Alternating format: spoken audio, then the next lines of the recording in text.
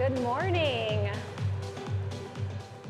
I'm very excited to be here, and they thought, what should we do bright and early at the Product Leaders Conference? Let's just go ahead and nix product management entirely. Let's get rid of it. We can all go enjoy a great San Francisco October morning. So I'm here to tell you, and I believe this to be true, this is not a hot take for the sake of hot takes, product management is dead, or it will be soon. And so I'm here to talk about what we're all going to do instead. But first, what an amazing conference. Okay, everybody smile, because you all never get this. Let's take a picture. Okay, we got the picture. We'll see if the smiles are still there at the end of the talk. All right, so, I've been saying this a lot, but AI is going to transform the role of product design and engineering faster than we all expect. And whenever I say this, people go, yeah, Claire. And I say, no. Faster than that. And so I want you all to think about the change, the rate of change in technology over the last 18 to 24 months. Things that candidly, after 2 decades of being in a product role, I never thought I would see in my lifetime has now become kind of boring to me. I think the rate of change is very fast, and our job is to not be surprised. And so when I tell my team about building product strategy, I say I'm not interested in building a great product for today. I'm interested in thinking about what our customers are going to need from us in 3, 5, and 10 years and building the product that's going to push towards that future that we believe in. And I really believe the same goes for building product teams. I want to imagine the product team of 18 months from now, 3 years from now, 5 years from now, 10 years from now. I want to think about how that team's really going to operate. I want to place some bets on what I think is going to change, and I want to build that team. But before I go there, I'm just going to tell a little story about baby Claire CPO, many, many moons ago. And I know you all have maybe started new product leadership jobs, and you've got asked this question. So, you're here, you have some experience. What's our product strategy? Anybody been asked that question before? Yeah, okay, great. One person, great. This is a great conference. And I remember doing this exercise of what's our great product strategy, and I went through this exercise where I said, okay, first I'm going to talk to customers, I'm going to talk to a bunch of them, I'm going to take a bunch of notes. And then I'm going to talk to the team, I'm going to talk to sales, which is money, mouth, cowboy, which might also be sales. We got CFO in the glasses and engineering, who's too cool to even look at you. We're going to talk to the team, we're going to say, what do you think? What have you seen? And then I'm going to think really hard. Like, I'm going to take all that information, I'm going to put it in my brain, I'm going to think so hard, and I'm going to type. And I'm going to put it into this doc that says, my amazing strategy. Of course, it's going to be in Coda. So I'm going to do this amazing strategy, and then I'm going to take it back to the team, but they're now annoyed because they don't like what I came up with. And I'm going to get more feedback from this team. And then I'm going to think really hard again. I'll use my brain, everything I know about the market, all my strategic books that I've ever read in my life. I'm going to think back to play bigger, and then I'm going to do my amazing strategy V1. And then I'm going to give it to the team, and the team's going to give me 8,000 comments. And then, you know the drill. The brain goes back into play, and then I have my really amazing strategy, final, this one, with a link to all the drafts at the top. So this, I legitimately remember doing this. It output this 10-page document that I think was pretty good. It took me weeks and weeks and weeks, so many conference rooms when we did that sort of thing. And that was how I built a product strategy. The last time I built a product strategy, this is what it looked like. I dropped off my kids at school. I had done the customer calls and talking to people. I put ChatGPT voice on my phone, and I just prattled. I just did this, blah, blah, blah, blah, blah. And I asked, hey, what's our product strategy after all my prattling? And guess what? I got the same damn 10-page paper on what our product strategy was. I, of course, sat down on my laptop, made it a little better, but I would say like for like, it was pretty good. And that is the difference in how product can operate. I think it's a perfect metaphor for how product is changing. So before, it took weeks to write and revise and sharpen a long product strategy. Now I'm hanging out in my minivan talking to ChatGPT on my way to work. Before you would take these days to write feedback and requirements in a doc and and now you're taking 15 minutes to scaffold out something that's 80% good and then 45 minutes to sharpen and then ship it. You would draw wireframes on paper. I used to use paper, draw wireframes on paper or balsamic if you're being cute, and then wait for design to work on UX. See, this is the audience for a balsamic joke. And now you can share these fully functional prototypes with your teams and customers literally in minutes. You can manually pour through customer feedback. Everybody has the spreadsheet for ideas and priorities. Now you can automate those insights with no code tools. And then finally, there's slides. There's so many slides. We're making slides all the time, and now we're making slides, but they're generated by AI. So this is, before and now. This isn't even the future. And I think now product work honestly takes less time, less thought, and maybe less PMs. So what does that mean? I think it means it could become more fun. But in order for it to become more fun, we have to do what all of us are really fabulous at, which is straight up pivot. So we're gonna figure out something else. We're gonna kill product management, but we're gonna replace it with something else. And so I'm gonna start with a couple pieces of advice on how to get there. And the first one is you need to become an AI-powered product team now. And I think there are 3 requirements of an AI-powered PM.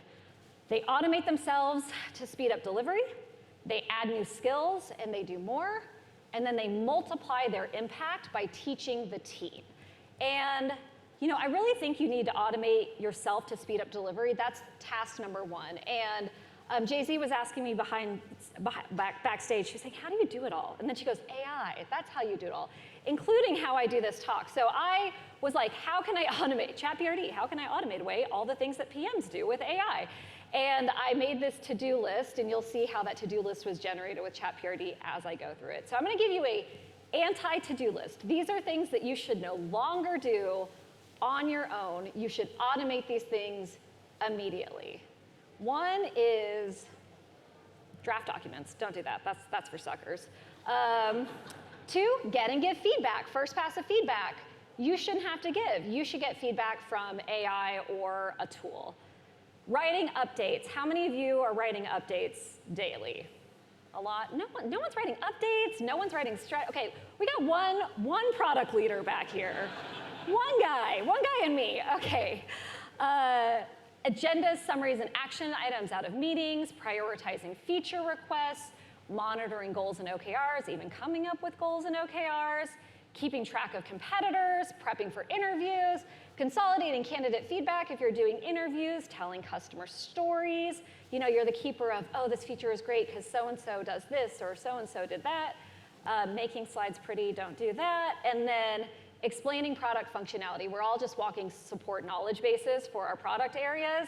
None of this you should be doing. You should think every time I do one of these tasks on this anti-to-do list, how can I automate it in the moment and help you speed up delivery overall, clear the deck. And I think there are very easy ways. Basically, my trick here is every time I do one of those things and I think in my heart, I wish I didn't have to do this, I go spend 4 to 7 minutes trying to figure out if I can manifest a way not to have to do it.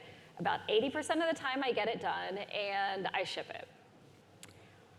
And this is not about, there's this mix, people say, oh, that saves time, but does it increase quality? And I'm just using this quote from somebody on my team who says, don't look at it as how you can get to 100%.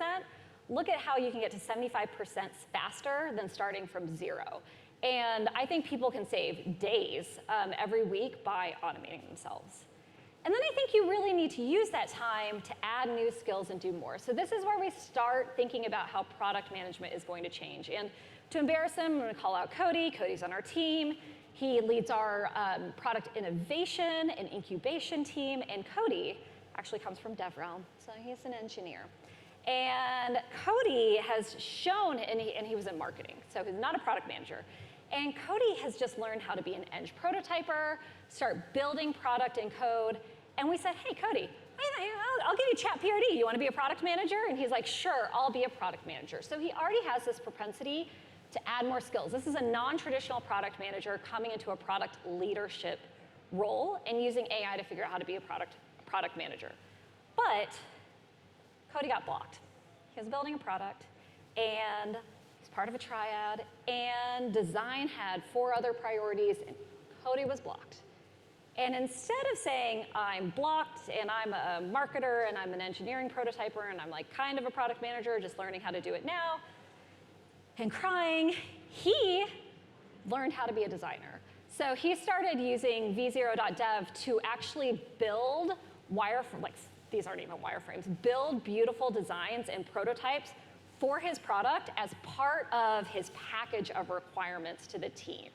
And now, I mean, bless him, he's starting to do PRs for front-end code. I mean, this guy is out of control. And what I think you need to think about is these are the kind of people that are going to come for product jobs. These are the kind of people you're going to want to hire. And this is the breadth of skills that you're really going to want on your team and in yourself. And then, of course, none of that matters if it's just one person, if it's just a Cody, as we say. You have to multiply your impact by teaching the team. So we actually have a project building with AI channel at LaunchDarkly, where every day we're sharing different ways we're automating ourselves, asking for help, building things, and it's the most exciting channel. And I post all the time things that I build because I think as a product leader, you have to normalize using these tools to accelerate and build skills so that people don't feel so bashful about it. You also have to fund it, but we'll get to that in a minute. So this is what I think it takes to be an AI-powered PM and an AI-powered product team. And I think this is how we get to this world where product world takes less time, so you can spend more time with users. It takes less thought, so you can actually be more creative with the time that you have, and then has less PMs. Hold on, I don't think you all are going to like this. I think maybe we want to talk about this one. And this is one of my most strongly held beliefs about the art of product management, which I've made a career out of, is I think AI will collapse the talent stack. So what I mean is these jobs that have been separate will start to become one. And that's really scary, and it's a big change. But I don't believe, and my experience has been, it doesn't have to break your team. So first, a quick exercise. God, I'm trying to do arm-raising exercises, and y'all are giving me nothing. So come along with me. How many of you have given an update in Slack this week? My God, no one's working, man. Okay, how many of you have written a document this week? Okay, so we're all writing documents. All right, how many of you have done a design this week? Few. How many of you have written code this week? How many of you have deployed code to production this week? Okay, that's those 5 people. That's what's coming for us. So, you know, before we really loved this idea of the product triad, this product engineering design, these leads, maybe you had, instead of a stool, you had a table, you got data in there, surrounded by supporting engineering and design resources. I think this is what has been classically the platonic ideal of a product team for quite some time.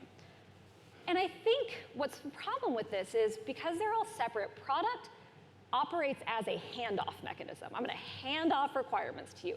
Design's going to hand off things to engineering. I'm going to make sure they know. Engineering manager is going to hand off things to engineering, and they're going to make sure that they know things.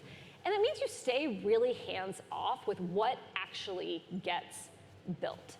And so what I think we're moving to now is more of this generalist specialist. So you have specialists in product design and engineering, but at least in my organization, they're really expected to participate across the building process. They're expected to do the work that needs to get done to move the project forward.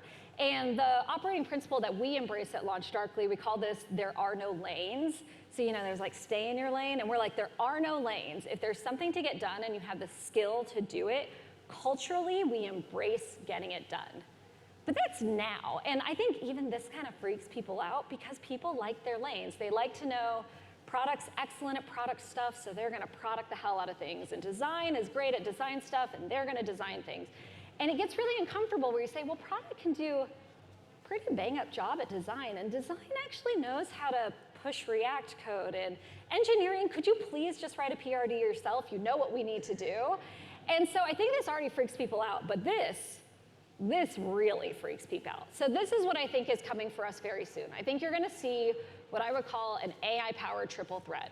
Basically, one person that can do engineering, design, and product as a lead of a team, which includes AI tools, agents, and platforms as part of that team. And I think this is what we're gonna hire for. And what's really interesting is they may spike in engineering, they may spike in classic product management, they may spike in design, but they're gonna need to know how to do it all, and that triad goes away. And what I think is really interesting about the triad going away is I think we all believe that small teams can generally move faster than big teams. I kind of believe individuals can move faster than small teams.